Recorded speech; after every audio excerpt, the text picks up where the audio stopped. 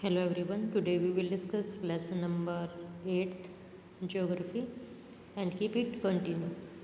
Firstly, we read about Amazon basin and today we discuss about climate and rainforest. Firstly, we discuss about climate. Climate यानी जलवायु। जलवायु क्या होती है कि एक लॉन्ग टाइम के बाद जो चेंज हमें अपने एनवायरनमेंट में दिखाई दे वो क्लाइमेट है। As you know now no the Amazon basin stage directly on the equator and is characterised by hot and wet climate throughout the year. जैसे कि हमने रीड किया कि जो अमेजन बेसिन है यानी अमेजन नदी का जो विस्तार है वो जो इक्वेटर के आसपास वाला है वहाँ पर ज़्यादा है, गर्म भी है और दलदली यानी वेट नमी वाली जलवायु यहाँ की है।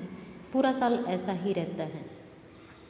Both day and nights are almost equally hot and humid. ऐसा एरिया जो इक्वेटर के पास है और कोस्टल लाइन जिसकी बनती है वहाँ पर मोस्टली जो डे एंड नाइट का टेम्परेचर है उसमें ज़्यादा चेंज नहीं होता। स्किन फील स्टिकली, तो जो हमारी बॉडी है वो काफ़ी फील करती है क्योंकि दिन में क्या है गर्म और शाम को क्या है आर्द्रता यानी नमी वाली हवाएं चलती हैं। It rains almost every day, और ये इस एरिया में बारिश भी मोस्टली होती रहती है। That's too without much warning, बिना किसी चेतावनी। अब अपने यहाँ पर हमें बादल दिखाई देंगे फिर सोचते हैं कि हाँ बारिश हो सकती है, बट वहाँ पर ऐसा नहीं है क्योंकि जहाँ पर हीट एंड ह्यूमिडिटी होती है बारिश अपने आप वहाँ पर होती रहती है। The day temperatures are very high, मतलब दिन का तापमान बहुत ज़्यादा और उसमें क्या है ह्यूमिडिटी आर्द्रता भी उतनी ही ज़्यादा होती है, इसी कारण बारिश जो है ज़्यादा आती है। At night the temperature goes down, और रात के समय जो तापमान है वो डाउन हो जाता है और लेकिन उसमें नमी तो होती है लेकिन ठंड ज़्यादा हो जाती है। रेन फॉरेस्ट यानी जो ऐसे वन जहाँ पर बारिश ज़्यादा है तो अपने आप ही वहाँ पर घने जंगल जो हैं वो होंगे। As it rain heavily in this regions, बारिश ज़्यादा होती है। थिक फॉरेस्ट ग्रो, घने जंगल यहाँ पर ग्रो हो जाते हैं।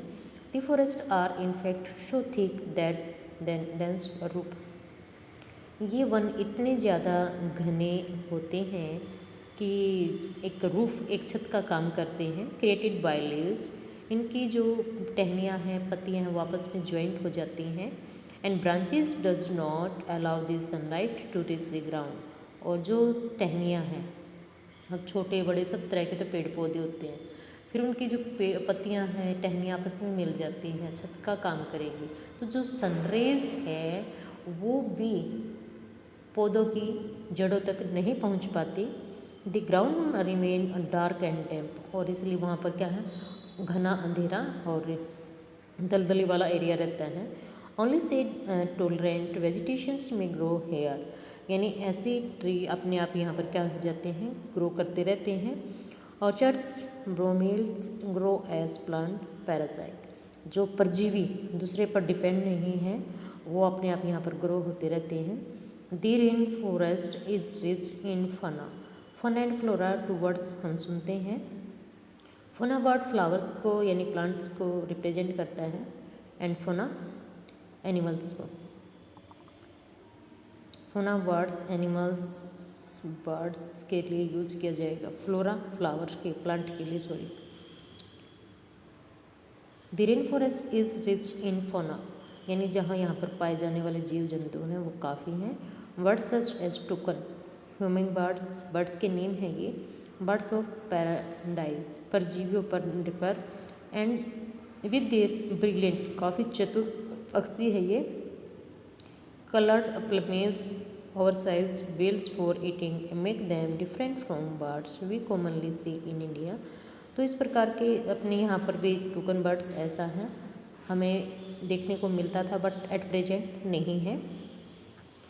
जहाँ पेड़ पौधे और वन ये नमी होगी तो हर जो ह्यूमन बींग्स एनिमल या फिर बर्ड्स की बात करें तो पर्टिकुलर इनके ऊपर भी जो जलवायु है उसका इफ़ेक्ट होता है। This birds also make loud sound in the forest, और ये अपनी आवाज़ काफ़ी ऊंची रखते हैं। Animals like monkey, sloth and ant eating tapirs, यानी जिसको अपने यहाँ पर सुअर की प्रजाति का है ये, are found here. Various species of reptiles, रिंग कर चलने वाले जो जीव जंतु हैं। Snake also thrive in this jungles, रिंग कर चलने वाले स्पेशली स्नेक यहाँ पर पाए जाते हैं। Crocodile, snake, pythons abound, anaconda and boa constrictor are some of the species. तो ये जो आपकी स्नेक हैं उसकी अलग अलग प्रजातियाँ यहाँ पर पाई जाती हैं। क्रोकोडाइल भी यहाँ पर पाए जाते हैं। Beside the basin is home of 2000 of species of insect. इनके अतिरिक्त यहाँ पर हजारों क्या मिलते हैं, छोटे जीव जंतु जो हैं वो पाए जाते हैं। Insect, several species of fish including the flesh eating piranha. Piranha एक प्रजाति है किसकी, पिराना, मछली की है। Fish is also found in the river, नदियों में पाई जाती है, नदियों में, पोंड में, ओशन में। This basin is thus extraordinary is rich in the variety of life found there. जो अमेजन बेसिन है ये मतलब बहुधनी है, किसमें, अलग अलग प्रकार के जो प्रजातियाँ जीव जंतु यहाँ पर पाए जाते हैं उनमें। पीपल ऑफ द राय, मतलब रीजन है यहाँ पर, इस क्षेत्र में जो रहने वाले लोग हैं उनके बारे में थोड़ा सा यहाँ पर दिया है। People grow most of their food in small area after clearing some trees in the forest. यानी यहाँ के जो लोगों का लाइफ है वो अपने जैसे नहीं है, घुमक्कड़ है और ऐसे मतलब स्थान परिवर्तित करने वाले हैं। तो वो कुछ एरिया साफ़ करते हैं, पेड़ पौधों को काट के जला के उसमें वो अपने लिए खेती करते हैं।